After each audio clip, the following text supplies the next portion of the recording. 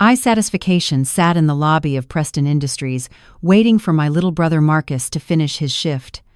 What I didn't expect was to hear laughter echoing from the hallway. Cruel, mocking laughter.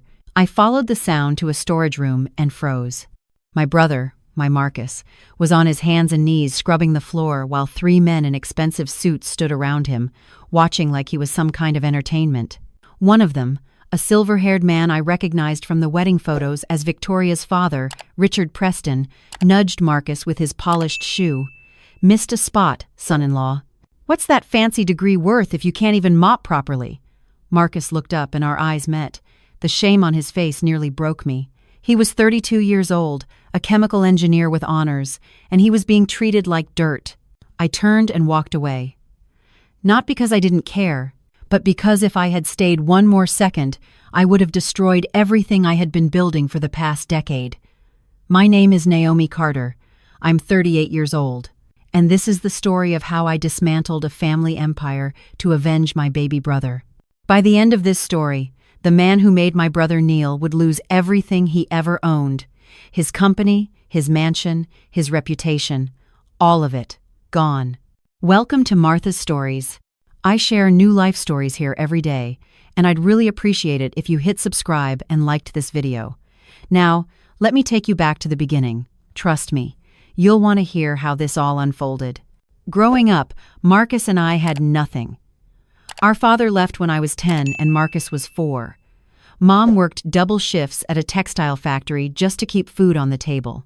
We lived in a 2-bedroom apartment in Detroit, the kind where the heating barely worked in winter and the walls were thin enough to hear every argument from next door. I became Marcus's second mother. I walked him to school, helped him with homework, made sure he ate before I did. When Mom collapsed from exhaustion one night, I was 15. I held her hand in the hospital and promised myself that our family would never struggle like this again. I got a job at 16, working at a fast food restaurant after school. Every penny I didn't spend on necessities, I saved. I was determined to build something, anything, that would give us a better life. Marcus was brilliant. Even as a kid, he was curious about everything. How things worked, why chemicals reacted certain ways, what made engines run. I used to find him taking apart old radios and putting them back together. By the time he reached high school, his teachers were calling him gifted. I pushed him hard. Study, I told him every night. Get into a good college. Get a degree. Don't end up like us. And he listened. He got a full scholarship to the University of Michigan. Chemical engineering. He graduated with honors 4 years later. I cried at his graduation, standing in the back because I couldn't afford a nice enough outfit to sit with the other families. But I didn't care. My brother had made it. What Marcus didn't know was that I had made it too, just differently. While he was in college, I started a small business, cleaning services at first, then property management, then real estate investments. I worked 20-hour days, 7 days a week. I learned everything I could about business, finance, and strategy. I made connections, took calculated risks, and slowly built a portfolio worth millions. But I never told Marcus. I never told anyone in my family. To them, I was still just Naomi, the older sister who worked some office job in Chicago. I drove a modest car, wore simple clothes, and lived in a regular apartment when I visited them. My real life, the penthouse, the investment firm, the properties across 3 states, that stayed hidden. Why? Because I wanted Marcus to succeed on his own terms. I didn't want him to rely on me or feel like he owed me anything. I wanted him to build his own life, his own pride, and he was doing exactly that. Until he met Victoria Preston. Marcus called me on a Tuesday evening, 3 years ago. His voice was different, excited in a way I hadn't heard since he got his acceptance letter to Michigan. "Naomi, I met someone. Her name is Victoria. She's incredible." I asked him to tell me about her. He said they met at a conference. She worked in marketing at her father's company. She was beautiful, educated, sophisticated. Everything Marcus thought he could never have. She actually looked at me, Naomi. Me, a guy from Detroit with nothing but a degree and student loans. That sentence made my stomach turn. My brother was smart, kind, and hardworking. Any woman should have been lucky to have him. But already, he was putting himself below her. I met Victoria 2 months later when I flew in for Thanksgiving. She was exactly what Marcus described. Tall, polished, designer everything. She smiled at me with perfectly white teeth and shook my hand with manicured fingers. "So nice to meet you," she said. "Marcus talks about you all the time." Her voice was sweet, but her eyes were cold. They swept over my Target sweater and discount jeans with barely concealed judgment. I recognized that look. I had seen it from investors who underestimated me before I took over their failing companies. During dinner, Victoria dominated the conversation. Her family's business, her father's connections, her mother's charity galas. Marcus listened like she was reciting poetry. Our mother, who had come in from Detroit for the occasion, sat quietly, clearly uncomfortable in Victoria's expensive downtown apartment. At one point, Victoria mentioned that Marcus was considering leaving his job at a research lab to work for her father's company. "Daddy thinks Marcus has potential," she said, patting his hand. "With the right guidance, he could really become something." Become something. As if my brother wasn't already something. As if his honors degree and his research publications meant nothing compared to her father's approval. I pulled Marcus aside before I left. "Are you sure about this? Moving to her father's company?" He looked defensive. "It pays 3 times what I make now, Naomi. I could finally buy a house, give Victoria the life she deserves." "What about the life you deserve?" He didn't answer. 6 months later, Marcus married Victoria. The wedding was at the Preston family estate in Connecticut. 300 guests, a 12-piece orchestra, and a cake that cost more than our mother's annual salary. I wore a dress I bought specifically for the occasion. Nothing fancy, but respectable. Still, I felt every judgmental glance from Victoria's family and friends. At the reception, I overheard Victoria's mother talking to another woman. "The groom's family is modest," but Victoria insisted. "Love is blind, I suppose." I wanted to tell her that my net worth could buy her precious estate 3 times over, but I stayed quiet. This was Marcus's day, I wouldn't ruin it. Richard Preston, Victoria's father, found me by the bar. He was tall, broad, with the kind of confidence that came from never being told no. "You're the sister," he said. "Not a question. A statement." Like I was a footnote in his daughter's story. Naomi Carter. He didn't shake my hand, just nodded. "I hope your brother understands the opportunity he's been given. Preston Industries doesn't hire just anyone. He's lucky Victoria vouched for him." Lucky. As if Marcus hadn't earned everything through his own talent and hard work. "My brother is a brilliant engineer," I said. "Your company is lucky to have him." Richard laughed like I had told a joke. "We'll see about that." He walked away, and I stood there, gripping my glass so hard I thought it might shatter. The first year of marriage, Marcus seemed happy. He called me regularly, talked about his work, his projects, his plans. Victoria was busy with her own career, but they were making it work. Then the calls became less frequent. And when they did come, Marcus sounded tired. "How's work?" I asked him one evening. "Fine," he said, too quickly. "Marcus, what's going on?" Silence. Then a sigh. "Richard put me on a different team. Said I needed to learn the business from the ground up before I could work on actual engineering projects." "What does that mean?" "It means I've been organizing inventory for the past 3 months, filing paperwork, running errands for the senior managers." My blood ran cold. "Marcus, you have a master's degree in chemical engineering." "I know, but Richard says everyone starts at the bottom here. He says Victoria's brother did the same thing." I doubted that very much. Things got worse.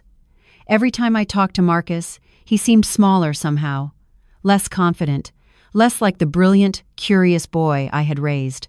One night, he broke down on the phone. "Naomi, I don't know what I'm doing wrong. Richard keeps telling me I'm not ready for real responsibilities. Victoria says I need to be patient, that her father is testing me. But it's been 18 months. 18 months of being treated like I'm nothing." "Leave," I said. "Find another job. You don't need them." "I can't." Victoria said if I leave her father's company, I'm giving up on our future. She said her family would see me as a quitter, a failure. "Marcus, listen to me. I have to go. Victoria's home. The line went dead. I sat in my office, staring at the Chicago skyline, and made a decision. I had spent years building my empire in silence. It was time to use it. I hired a private investigation firm, top of the line, completely discreet. I wanted to know everything about Richard Preston and Preston Industries. Financial records, business dealings, personal history, everything. The report came back 3 weeks later. What I found made me smile. Richard Preston was drowning. His company had been bleeding money for years. Bad investments, failed product launches, and mounting debts. He owed banks nearly $4 million. He was 6 months away from bankruptcy. The mansion, the cars, the lifestyle, all of it was smoke and mirrors. Richard Preston was a fraud, propped up by credit lines and the illusion of success. And he was using my brother as cheap labor while pretending to do him a favor. I called my attorney, David Chen, the man who had helped me structure my most complex deals. I want to buy Preston Industries. David was silent for a moment. The manufacturing company in Connecticut? That's ambitious. Can it be done? If you move quickly and quietly, yes. The company is vulnerable. The banks would be happy to get their money back. You could acquire the majority stake for around $3.5 million. $3.5 million. I had more than that in liquid assets alone. Do it. And David? My name stays out of it. Create a holding company, something generic. The Prestons can't know I'm involved. Not yet. Understood. The next few weeks were a blur of paperwork, negotiations, and strategy. David worked with the banks, bought up the company's debts, and positioned my holding company as a white knight investor looking to save a struggling business. Meanwhile, I kept tabs on Marcus. He was getting worse. Victoria was constantly criticizing him, comparing him to her friends' husbands, complaining about their apartment, their car, their life. "When will you get a real position?" she demanded one night. I wasn't there, but Marcus told me about it later. "My father has been patient, but even he's starting to wonder if you're capable of more than filing papers." Your father, I thought, is about to find out exactly how capable a Carter can be. The day I flew to Connecticut, I felt calm, focused. I had spent years building toward this moment without even knowing it. Every deal, every investment, every sleepless night had prepared me for this. David met me at the Preston Industries headquarters. The building was impressive from the outside. Glass and steel, a monument to Richard Preston's ego. Inside, it was starting to show cracks. Outdated equipment, stressed employees, a general air of decline. We went straight to the executive boardroom. Richard was already there with his lawyers. He looked confused when he saw me. "What is this?" "I was told I was meeting with representatives from Meridian Holdings." "You are," I said, taking a seat across from him. "I'm Naomi Carter, CEO of Meridian Holdings, and as of 9 o'clock this morning, the majority shareholder of Preston Industries." The color drained from Richard's face. "That's impossible." David slid the documents across the table. "We've acquired 62% of the company's shares through debt buyouts and direct purchases. It's all legal, verified, and final." Richard grabbed the papers, scanning them frantically. His lawyers huddled together, whispering, but I could see it in their eyes. They knew it was over. "You," Richard finally said, looking at me. "You're Marcus's sister, the one who works some office job." I smiled. "I run a portfolio worth $47 million, Mr. Preston. I own properties in 3 states, hold equity in 12 companies, and I just bought yours. So yes, I'm Marcus's sister, and you made a very serious mistake when you decided to humiliate him." Richard stood up, his chair scraping against the floor. "This is about that? About your brother? He's lucky I gave him a job at all. Do you know where he'd be without me? Nowhere. He's nothing. A nobody from Detroit who married above his station." I stood up too, slowly, deliberately. "My brother is a chemical engineer with honors from the University of Michigan. He has published research papers that have been cited by experts in his field. He is brilliant, hardworking, and kind. And you made him scrub floors. You made him run errands. You called him worthless in front of your employees."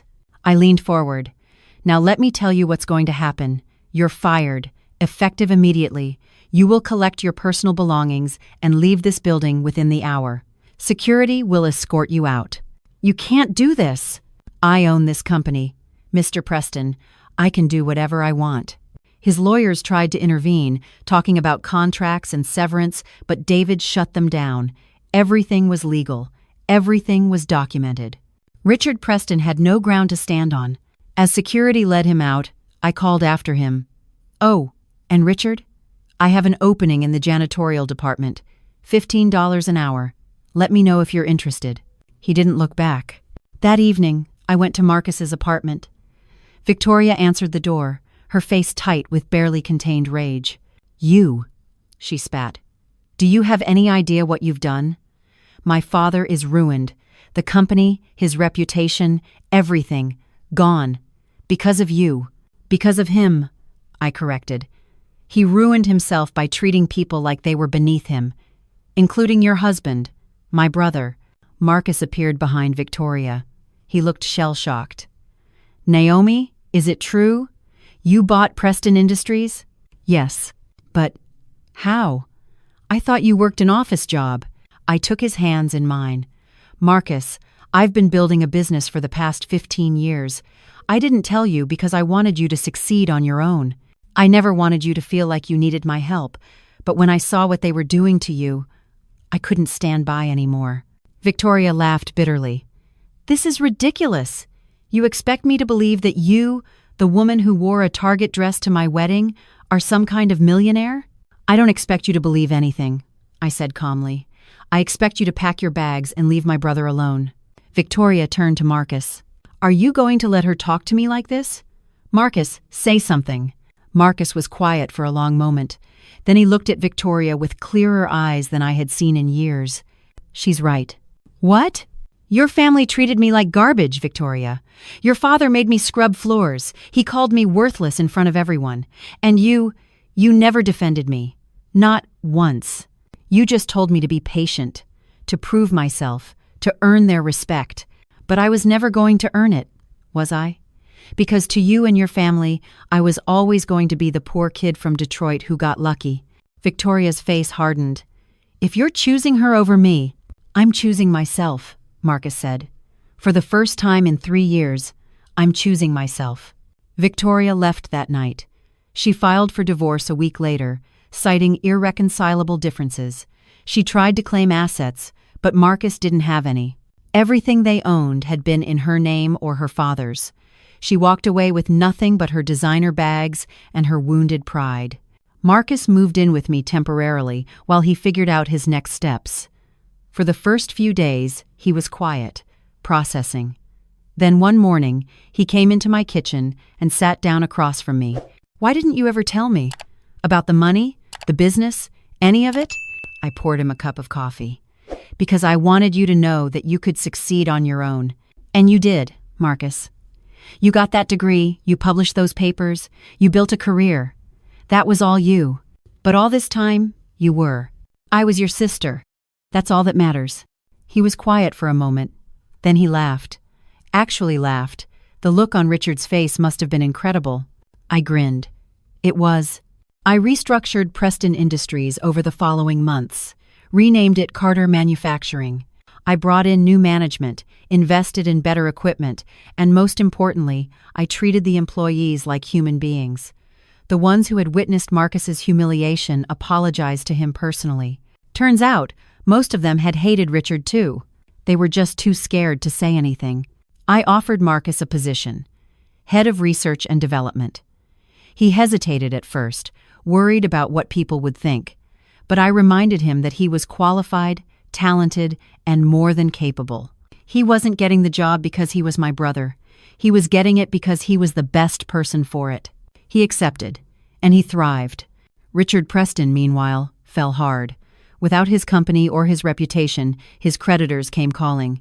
He had to sell the estate, the cars, everything. Last I heard, he was living in a small apartment in Hartford, working as a consultant for a company a quarter the size of what he used to own. Victoria remarried within a year. Some investment banker she met at a party. I hope she's happy. I genuinely do. But I also hope she learned that you can't build a life on looking down at others. As for Marcus, 2 years after the divorce, he met someone.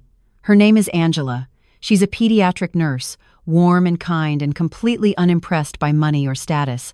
She loves Marcus for who he is, not what he can give her. They got married last spring. Small ceremony, close friends and family only. Our mother cried through the whole thing. Good tears this time. I gave a toast at the reception. I talked about the little boy who used to take apart radios just to see how they worked, about the young man who studied by flashlight when the power got cut off, about the brother who never stopped believing in himself, even when everyone else tried to tear him down. To Marcus, I said, raising my glass, the smartest, kindest, most resilient person I know, I'm proud to be your sister. He hugged me after, and for the first time in years, I felt like everything was exactly as it should be. Now I'm sitting in my office, looking out at the city lights, and I'm thinking about what this whole experience taught me. You can't let anyone make you feel small. Not your boss, not your in-laws, not the people who think they're better than you because they have more money or a bigger house or a fancier title. Your worth isn't determined by how others treat you. It's determined by how you treat yourself. And sometimes, when someone tries to break the people you love, you have to remind them that every action has a consequence. I didn't destroy Richard Preston out of cruelty. I did it because he needed to learn that the people he dismissed as nothing had more power than he could ever imagine. I did it because my brother deserved to hold his head high.